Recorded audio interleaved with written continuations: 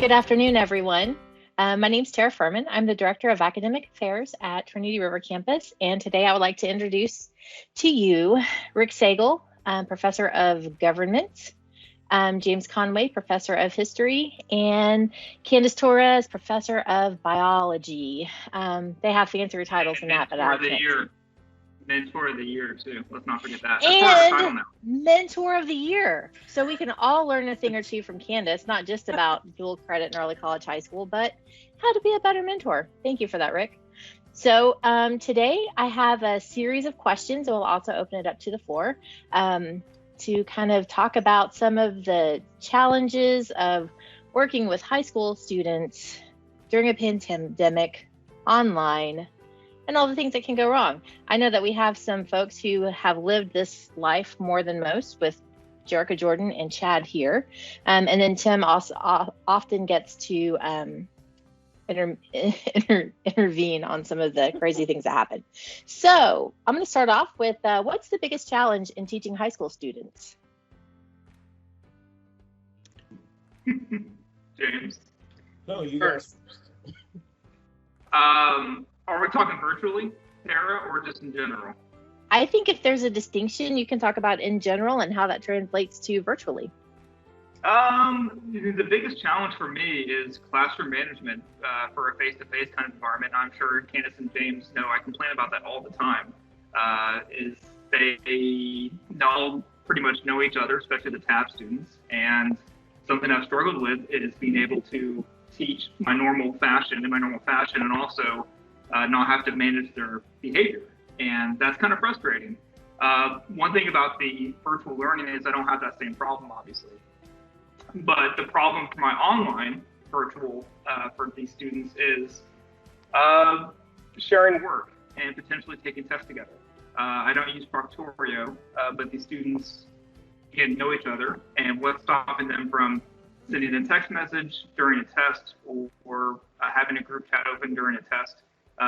That's stuff that I've been more aware of, and there's not a whole lot I can do about it, honestly, except have a bunch of different assignments, not just tests, but also have, short answer essays, stuff that it's going to be harder to, obviously cheat off of. So that's kind of been my experience, at least.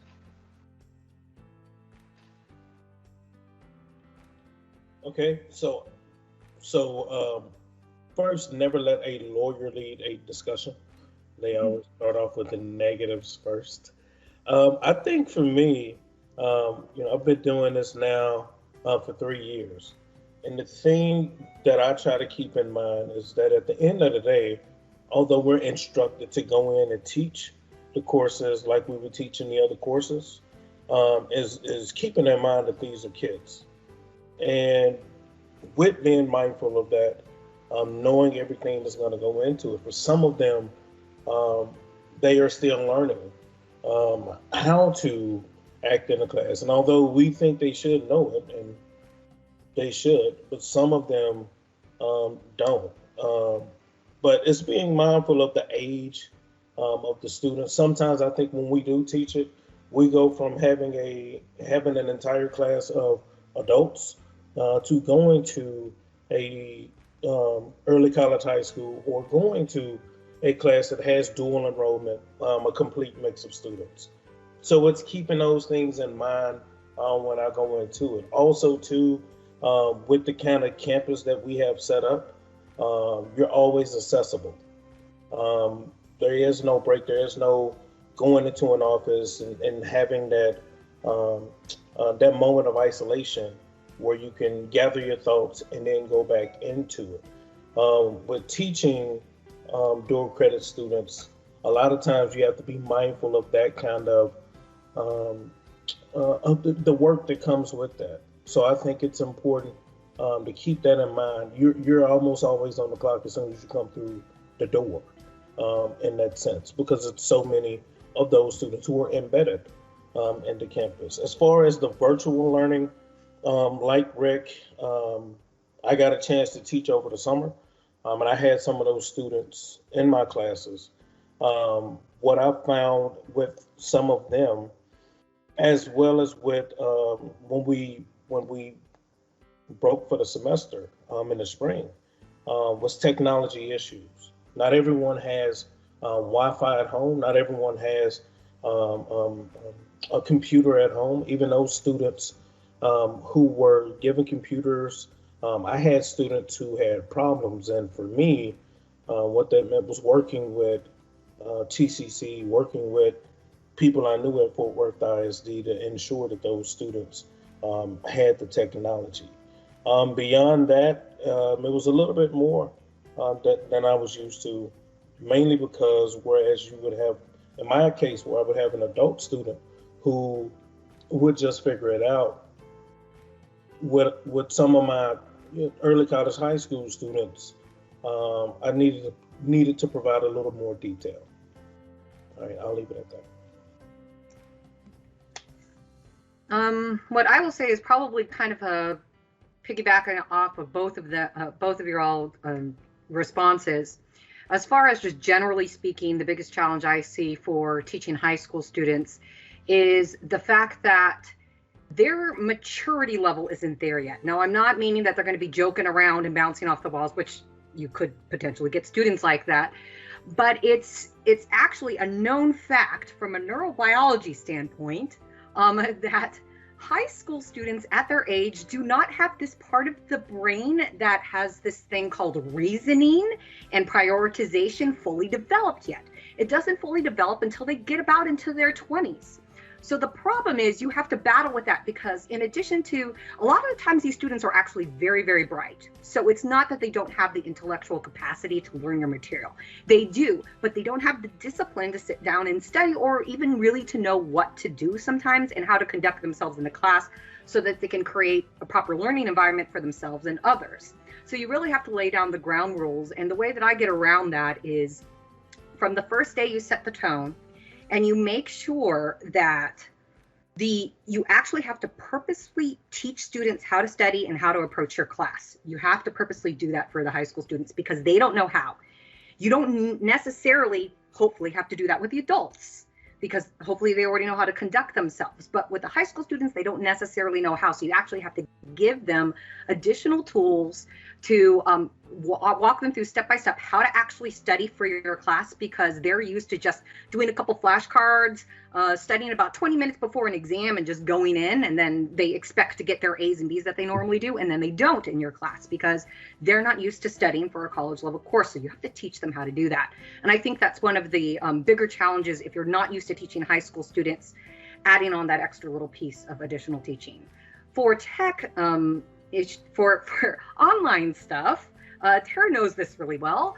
I battled with the exact same thing where the students don't have the technology, and the issue is if it's with an adult student, they're kind of on their own and they make their own choices, and even though we don't want them to drop, sometimes that ends up being the case of what happens. But with the high school students, they're really invested in getting their associate's degree. They really want to pass your course, and for them, they see no option but to do everything they can to stay in your course. So you've got to be a little bit more flexible. You really got to work with the ISD people as well as TCC to make sure that all of the software works for the students. The biggest problem I had was Proctorio working for them. So even if they had a computer, it won't necessarily work with Proctorio because there's actually privacy settings that needs to be allowed. And if the students are using laptops or computers that the school assigned them, they put up a crap ton of firewalls that pretty much prevents Proctorio from being used. So if you're going to be using Proctorio for exams, it makes it difficult. Most students don't tend to have that issue, but with the high school students, if they're using a high school issued computer, there are firewalls and other various things that could be blocking certain software that you want to use for the students, and so they're not able to use it. And because, well, all right, so mine doesn't work, but I can go over to so-and-so's house, who's also in the class, and go over there and collaborate with them, whether you want them to collaborate or not. So I have seen it in Proctorio. You obviously can't prove it, and they aren't necessarily taking the exams together, but I've seen two students, and clearly they're in the same, they don't live in the same household, but they're in the same area taking the exam. So they went over to so-and-so's house and went and took it. So you're going to see possibly issues like that with the high school students that you won't necessarily see with the with the adult students, because keep in mind that high school students have different goals, whether they're right or not. Their goals and where they're at in their life is different than where the adult students, or the non-high school students rather, are going to be at. They're at different stages in their life, and so their priorities and things are different. And that's what I find to be the challenging thing. Because then if you got different groups of students, both high school and non-high school, with different priorities, already the non-high school students already have different kind of goals and stuff, but now you've got two different populations with different priorities that you have to make adjustments for. So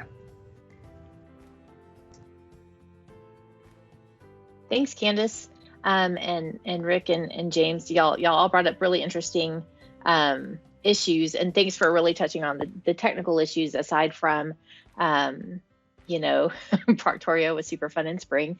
Tim, I would like to tap on you just a little bit to talk about academic integrity issues online. Do you have any thoughts or ideas about that? None. Did you see an uptick? Awesome. No, I'm just kidding. Yeah, I would say that this last term, in terms of frequency when it comes to academic integrity, I think we definitely did see a higher number of reports coming in, but I do know that also has to do with a lot of the issues that were going around the AI with Proctorio and stuff, but then also just the general kerfluffle and quick transition, that there were a lot of safeguards that just weren't being able, we didn't have the time to build and put into place and facilitate effectively. And so I know for later this week on Compliance Day on Thursday, we're going to dive into this topic a little more with our faculty team and talk about some really strategic ways, both practically in terms of here's what you can use, but then also terms of like paradigm shifts and tactics that faculty members can use to basically lower the stakes in terms of not degrading or lowering the stakes in terms of the quality of the information they're teaching, but lower the stakes in terms of the desire to cheat. And so I would definitely say that we saw an uptick, but it was a little bit, I think, of a panic too, just of, their lives were thrown into craziness this term. And so being able to sit down and develop a fully formed 3, 4, 5-page essay may have not been in the cards. It doesn't make it okay, but it definitely speaks to the time that we were in. James. And what I would add to that too, because I heard another professor talking about students being in the same place and possibly sharing the same Wi-Fi. One of the things that I did, this is something that while I was living in Memphis, was the case for some students who didn't have Wi-Fi. What I always told them to do was find that truck stop, Love's or Pilot or whatever, or the McDonald's, even if they're closed, and go there and use the Wi-Fi there, right? Because even if you can't get into the building, you can use the Wi-Fi outside the door. I would literally tell them to get a lawn chair and go. So I think for us, that's something to keep in mind too. You have some students who live in the same community. They may be going to the same place even outside their homes, or if they live in an apartment complex, right? They may be using the same Wi-Fi as the clubhouse. So something to keep in mind as well, especially with the younger students that may be living in the same area. I think that's a great point that you bring up, James. One of the things that I think is really interesting about one of the high schools that we work with, we brought Joseph back, and now I can hear him. I muted him. Oh, good, thank you. But one of the interesting things that Castleberry does is they have like this booster Wi-Fi that covers their entire ISD. And so all of their students have access. It's kind of crazy. Granted, their ISD is really small. It's like 6 square miles, but it's interesting. And it's also good to note that the TCC has boosted up their Wi-Fi in the parking lots as well. So students should be able to get a better signal. Not that we necessarily want our students to have to work in a parking lot, but it is an opportunity that's available to them. Thank you, guys. On to the next question. We talked about challenges in teaching high school students, and then specific to the COVID world. Are there any advantages to teaching high school students? And if so, what would those be? And have you seen any increased advantages in the online environment?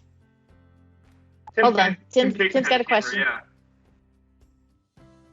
Go ahead, Tim. Sorry, I don't mean to interrupt. It was in relation to the internet topic as well, is like, while it doesn't need to be like fully advertised, campus is not closed.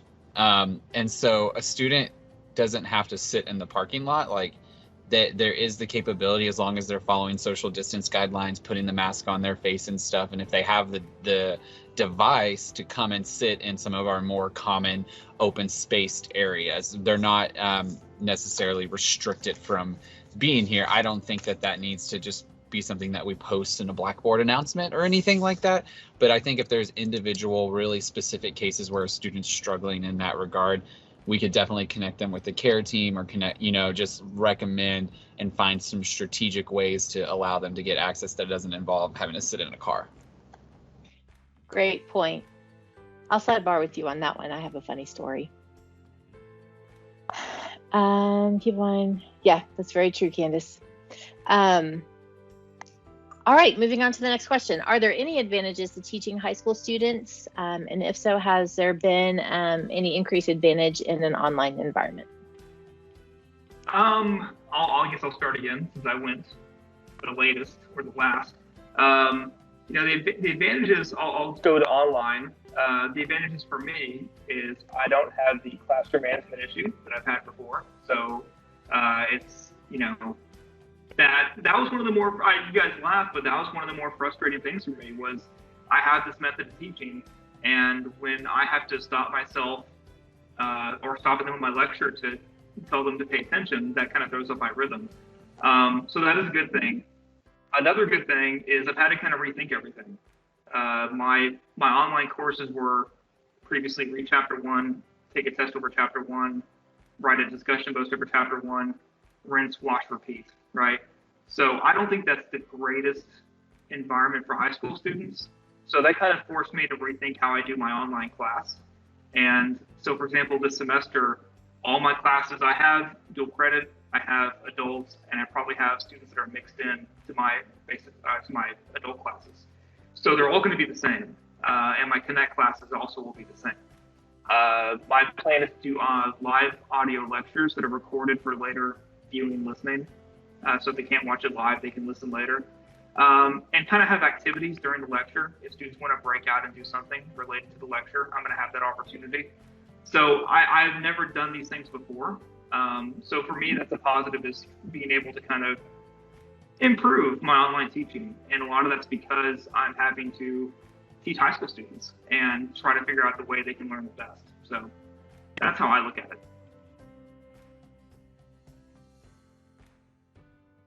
All right. So for me, what's always been the case that's encouraging for anyone who's interested, those classes usually make. That's one, if you're teaching, and Rick's like, don't share that. But if you're teaching a lot of those classes, they usually make, as opposed to hoping that they do. As far as beyond that, I think, and we've seen this, the three of us, we've had students that we were privileged to see matriculate from 11th grade to 12th grade to going to UNT and Rice and some of these other universities, right? On those hard days, when you're exhausted, right? That you're doing not just a good for your career, but you're doing a public good too, because these are going to be people who are going to make a huge contribution to Fort Worth, to Texas, to the nation, to the world, and you played a part in that. So to me, that's always an advantage.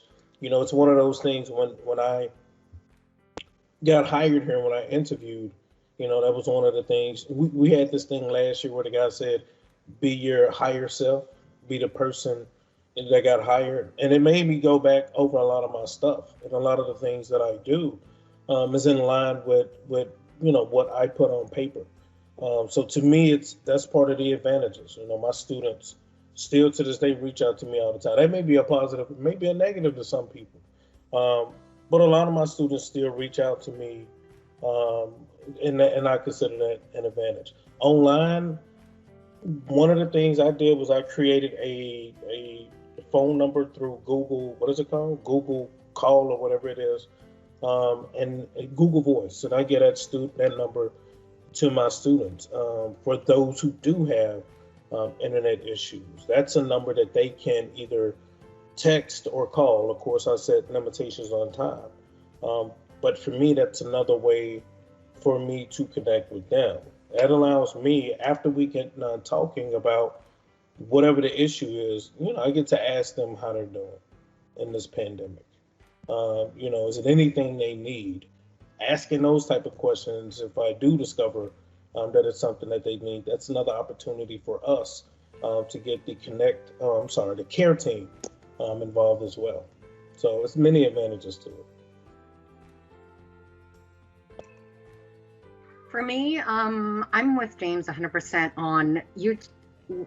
I was originally hired to teach the TABS students. That was one of the reasons why I was hired. So for those of you who don't know TABS, that's the Texas Academy of Biomedical Sciences. It's our very special early college high school. And I say that very special because as far as I know, we are the only TCC campus that has an early college high school that specializes in the biomedical sciences and in the sciences. So because, there's the B in TABS, they needed a biology instructor. And that was one of the reasons that I was hired.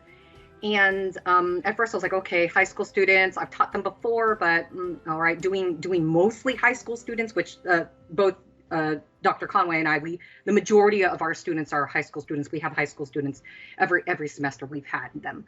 I think, yes, the biggest advantage is just there's something really rewarding about teaching high school students because you catch them early in their academic career. I mean, they're still high school students, even though they're in a college course, and you definitely want to make sure that they know they're in a college course. Their minds are still you're able to still mold them. They're not jaded like all of our other, a lot of our other adult students. And you can help them get on that path really early. And the earlier you can do that, the earlier you can actually mentor students, the bigger impact you can have on them. And then, of course, the more rewards you get out of that. So most of the students that come back to me or will email me, just like James had said, are a lot of my high school students, like from a couple of years ago. They tell me how they're doing in university. And it's always, you all know, it's always really rewarding to hear from former students and to hear that they're doing okay and that your class had an impact on them. And I found that I get a lot more of those kinds of emails actually from the high school students that I taught than my adult students. I mean, I get a few of those, but I just get the warm fuzzies every time I hear back from one of my high school students and knowing that, I made some tiny impact on them. So I think that's probably hands down the most rewarding thing about teaching the high school students. They're not all going to be like that, but some of them are just so genuine. And that's not always something that we get with some of our students. Some of them are just looking for an A, but sometimes our high school students are really genuine about and genuinely appreciative, and that's really great. Now, as far as online, teaching online, superficially, I would say you don't have attendance problems. You tend not to have attendance problems. So even though with the high school students, it was actually, I was fortunate enough to at least for, until March have taught them face to face. So I already knew them, they already knew me, and that made that transition to online a lot easier. But they pretty much almost always showed up. I was just shocked the first day that like everybody, including actually my non-high school students, that actually showed up when we went online. And I mean, for attendance purposes, they kind of sort of need to be there. So you never have to go like, oh my gosh, they're not going to be there. Like they're going to be there. They're supposed to be there. But as far as online, I really appreciated the extra support that Tara gave and the ISD people gave, because for your adult students, you have obviously the wonderful library who can hand out computers and stuff. And then you have the SDS team. But with high school students, in addition to that, you also have support from the counselors, the principals, the advisors from the high school side of things that can actually, in addition, so you don't have to necessarily worry about the parents, hopefully, but those high school students have an extra support system that your other non-high school students don't have. They don't have the advisor saying, oh, you really need to, stick with this. You need to go see your instructor about this or that. Like our adult students, they have to do that on their own, but they get that extra little bit of motivation and encouragement and counseling from the high school side in addition to TCC. So together that provides that extra stuff. And having that, for example, with the Mansfield students, they were having trouble getting Proctorio to work. There was actually a tech person that worked with them, got onto their computer and helped them out, like remotely. I mean, we wish we had that for all of our adult students, because honestly, there's a tech issue. You actually need someone to get in on their computer and like screen share and help them out, because they don't know. I mean, I don't know. So having that extra help from the ISD has been great. I'd say that's probably the number one thing when we're talking about tech issues with just teaching online for high school students. That's the number one thing, is having that extra support from ISD and from Tara and her office to make sure that the students get what they need. Thanks. Good feedback, guys. Let me see. What one thing would make teaching this population easier, both in real life and in our virtual environment?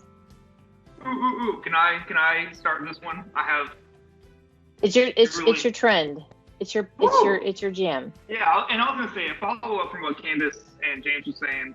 I don't get these lovely student follow ups. Maybe it's me. I don't know. I do get. James will walk up to me and say, you know what, you need to be nice to this student, you need to be nice to her, or be nice to him. Like, why? And I realize that they're probably talking about me to them, the teachers they like. So I think it's okay. They don't need to like me. I just, going back just a bit more, my style is a little bit different. I treat the high school students like college students. And I do kind of warn them. I tell them, if you go into this thinking it's going to be like a normal government class, you're not going to pass. So I do say that, but after that, I'm there for them if they need my help, but I'm also not going to treat them differently. And I think that they don't like that. And I think that they may be initially more afraid of the way I teach, but we all teach differently. So anyway, I wanted to say that. One thing I would change, great question, Tara. Please, if at all possible, they need to be mixed into our adult classes. I think that is such a help for their maturity level, for my sanity, and I think it forces the student to act like they're a college student. I've taught all due credit. I've taught all adults. I've taught them mixed. My best classes are the mixed classes. I may have 25 adults and 5 high schoolers. I may have 15 adults and 15 high schoolers. But you notice a huge difference, even if there's half and half, because the students they don't want to act a fool in front of their parents, quote unquote, their parents, right? People that are older than them. They tend to carry themselves differently. They tend to perform better, at least from what I've seen in those classes. So I know we can't do that. But TABS does do that. At least they used to. TABS they would put 5 or 6 TABS students, and I would actually intentionally not look at who they were for a while, because I didn't want to talk to them differently, grade them differently. I just wanted to treat them all like college students. But for this semester, I do have the entire Mansfield class. I have the entire, I think, Northside. I have this semester, so that won't be possible. But I think the issues I've had in my face-to-face class, I won't have with my online class. And I guess it would make a difference if you integrated some of them into if you combined a high school course into an adult course online, that might have the same effect, but I don't think that's going to be a huge difference. So that's what I would want to see, Tara. All right, so I agree with Rick about the integration. I think it's good to have a cohort style like they have, but I also think if we're going to make this a more true college feel, then it's more beneficial for the students, especially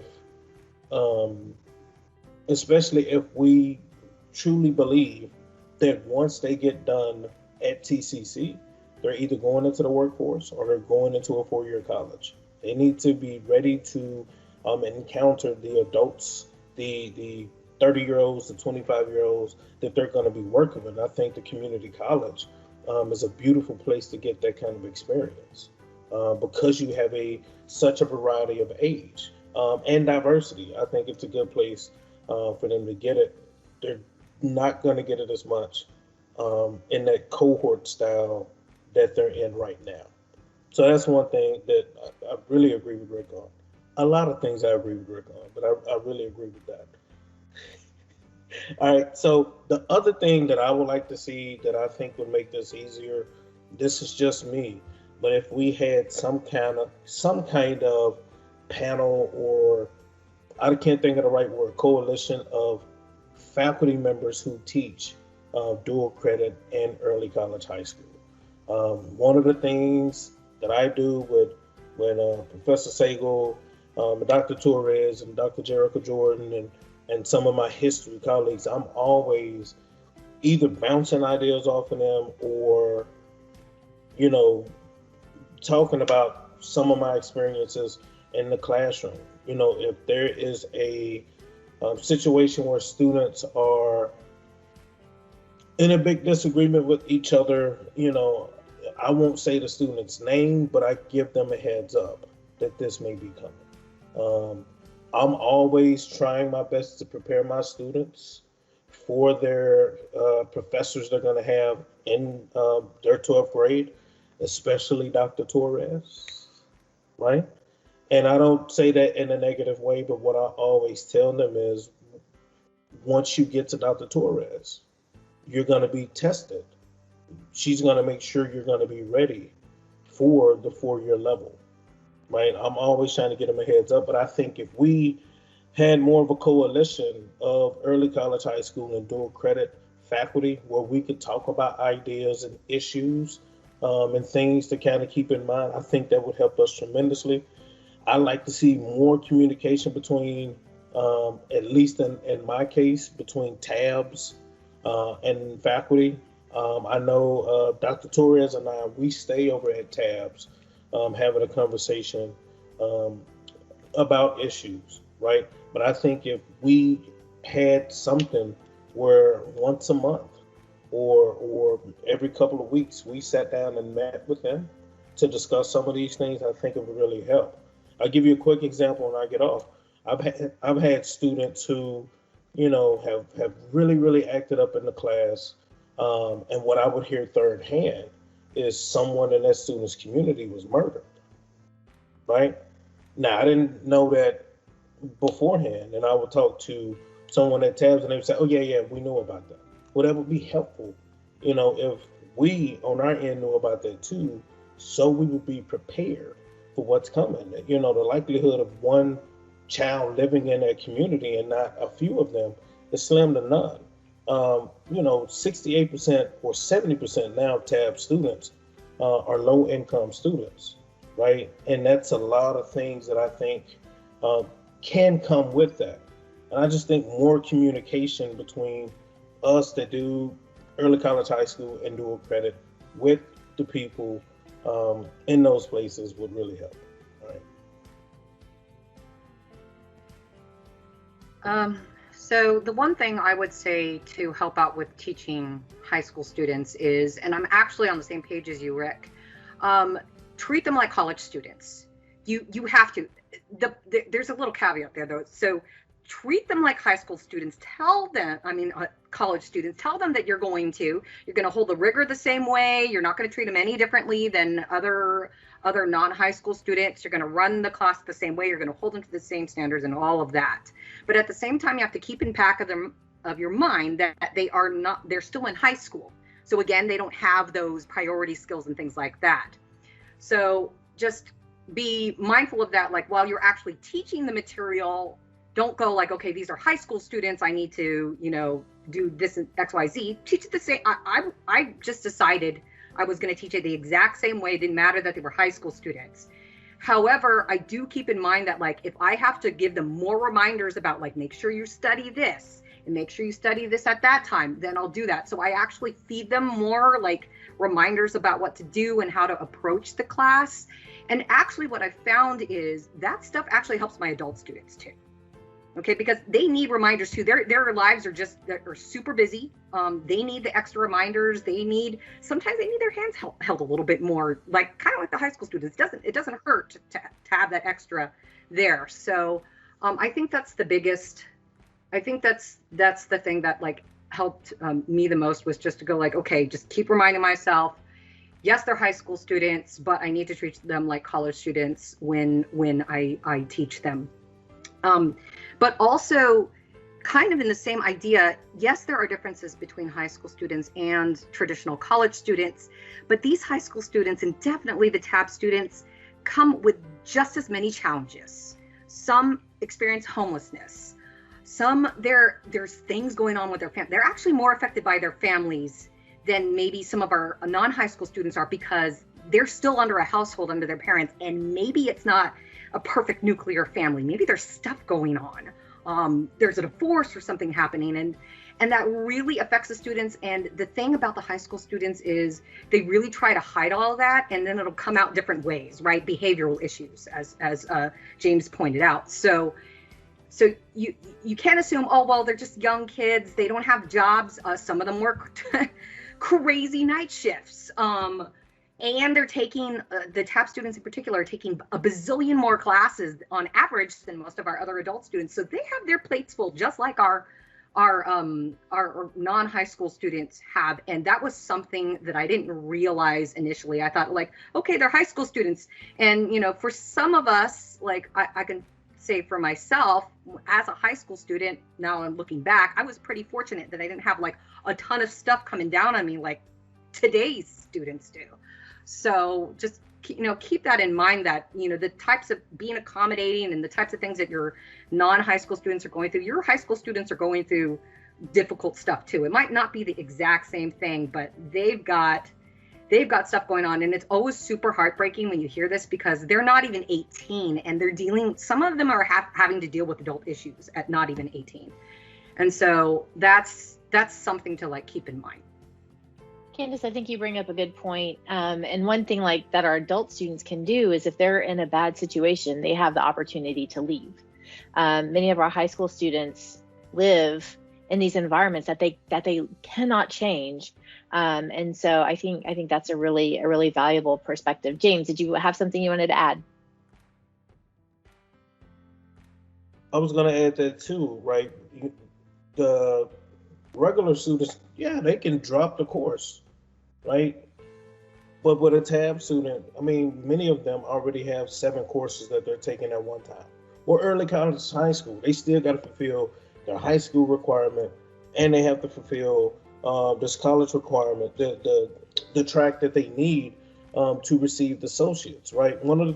I think one of the things that I ran into, 2 things. One, I had one student who, 2 students who parents or grandparents contracted the coronavirus, right? And for them, what they had to do, it was, 1, they had to take care of their siblings, and 2, they had to get an extra job.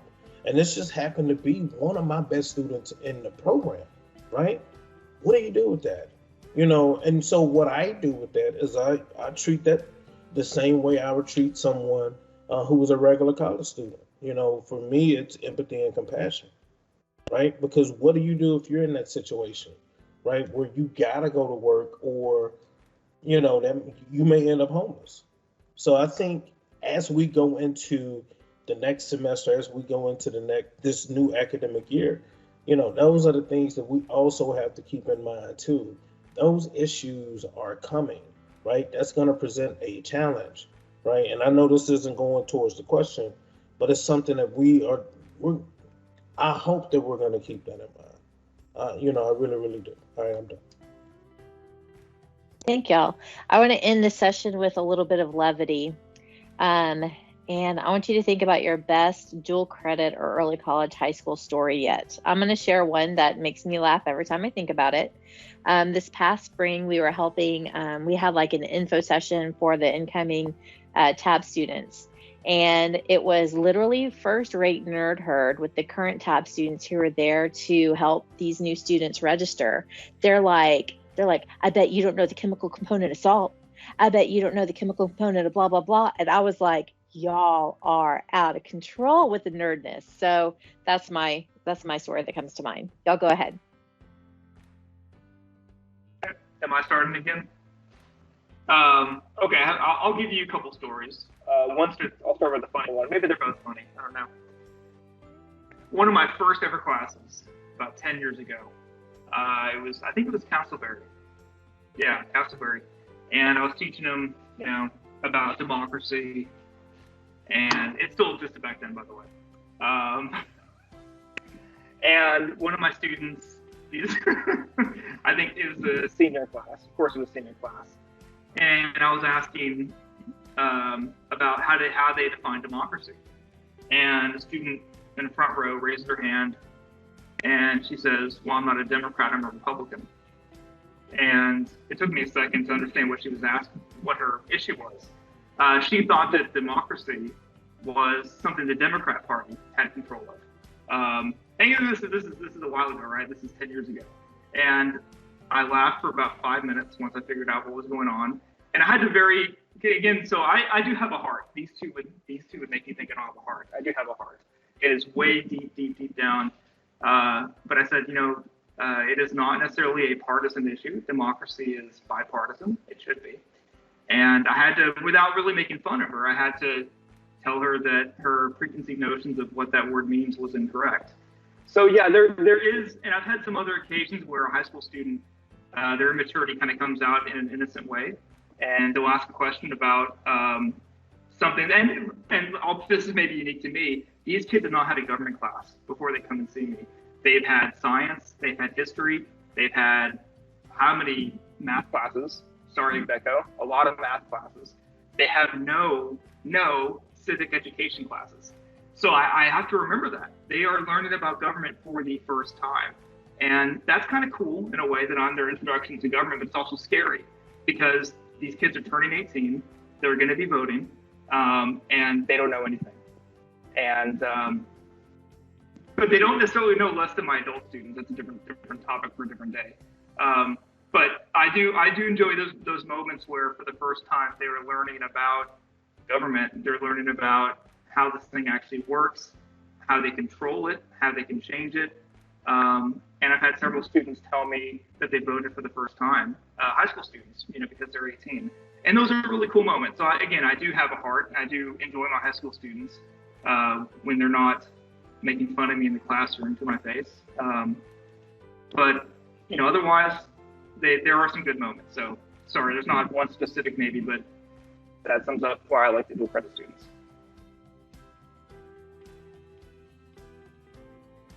So 2 things for me. I remember my first year.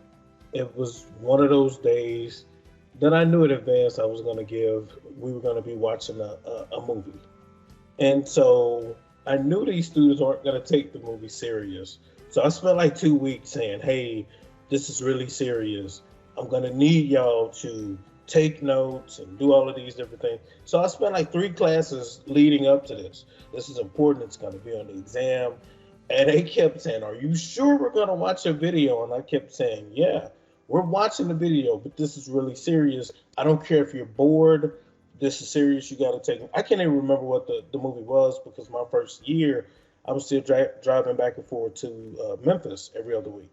So we come in, we do the, I'm all, as Rick says, I'm usually late because I'm making last minute changes. But when we came in, when I came in, I hear surprise, and the students had thrown me a birthday party. Completely blew my mind. So, that's the kind of stuff I don't tell Rick about. But I heard about it. I heard about that. Okay, well, I heard about it. So So I mean, it was one of those that was, again, it was a good welcoming for me to TCC. It really, really was.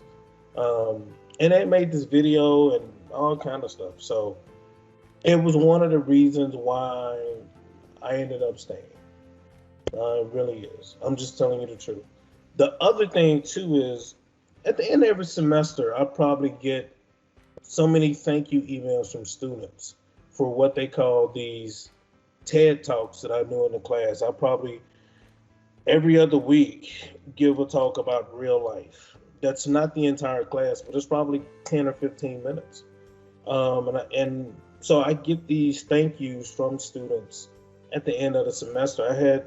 This year I had 3 students wish me a happy Father's Day and basically said, thank you for being a positive male influence in my life.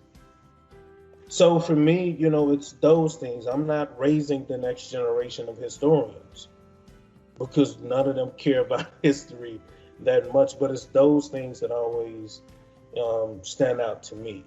Is receiving that kind of acknowledgement from students. That's it. I'd say the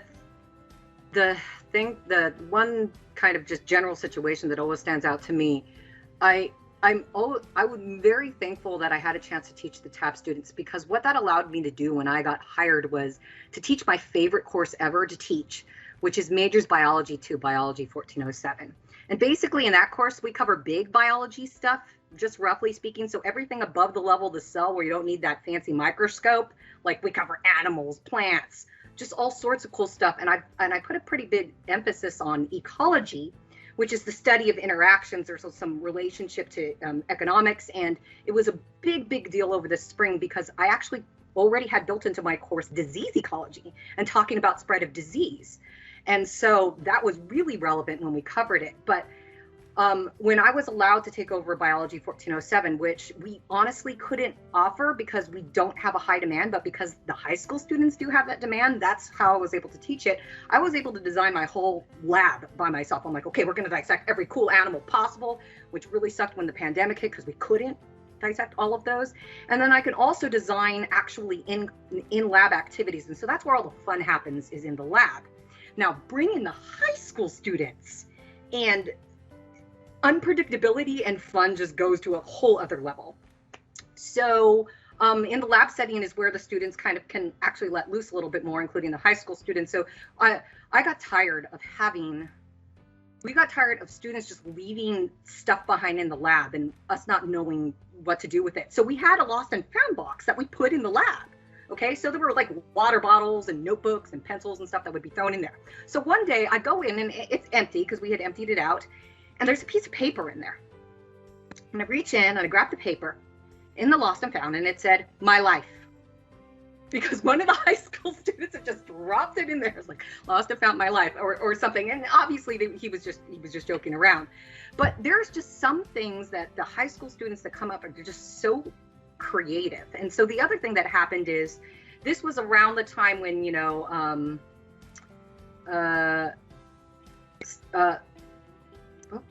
blanking. Snapchat was becoming a big thing. Okay. And obviously the high school students are on that. So all that, I was actually almost proud of this. Well, first they asked me, "Are you on Snapchat?" I'm like, "No, and I'm not getting on it, so don't even ask." But they chatted everything we dissected. Like their whole Snapchats were just full of what we were doing in biology labs. So that was really exciting. And of course, I tell them they can videotape everything because some of the stuff might be on their exam, so I'm okay with it. So one of the things that they had to do in biology was they had to actually mate flies. So these flies are asleep and they have to put together males and females with like a paintbrush. So a student was videotaping it. And then he decided, of course, that he was going to put music in the background. So there was this classic sax, love song playing in the background. And I was like, how does he even know about this? And then I realized, probably the movie Deadpool, because it was way before his time. And then, our lab associate in the back, she was like, "Who's playing this music?" But it was the perfect music for the background to like mate these flies together. And it was just super creative. So there's all of the craziest shenanigans that were fun that happened in the lab almost always happened with my high school students. I mean, they would do crazy stuff. Like we have an actual competition lab. I have them compete with one another, and then we actually graph what their populations are going to look like according to competing. So they compete for food, and if they get a certain amount of food, they survive. If they get more, they can reproduce. So they kind of have fun with that, and they get very competitive. So there was one group that got so competitive that one of the competitors didn't even notice that another competitor had taken one shoe off of one person and swapped it with another.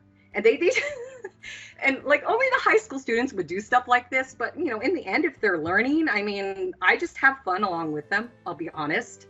And I just see just so much creativity that comes from them. I've gotten a lot of great artwork from them because I really push the STEAM thing. I get some really great artwork from them when I ask them for like extra credit and stuff. So you get some really cool stuff. And those are the things that I remember, like just stuff that happens with the students, particularly in that lab setting, which is a more intimate setting. Those are the things that I remember. I probably won't forget. Awesome, you guys. Thanks for sharing. We are out of time, and I want to make sure that y'all have plenty of time for a bio break or whatever else needs to happen before your next session at 2:15. I do want to point to the chat. Jeanette posted an evaluation, so please take a moment, click on that evaluation, fill it out. Especially presenters, go ahead and give yourselves all 5 stars. And thank you so much for your experience and time. I really appreciate it. Thank you, Tara. Good work. Thanks all. Well, thanks you. Y'all did the heavy lifting. Thank you, Tara, for moderating all of this. Absolutely. Y'all have a good day. Bye, guys.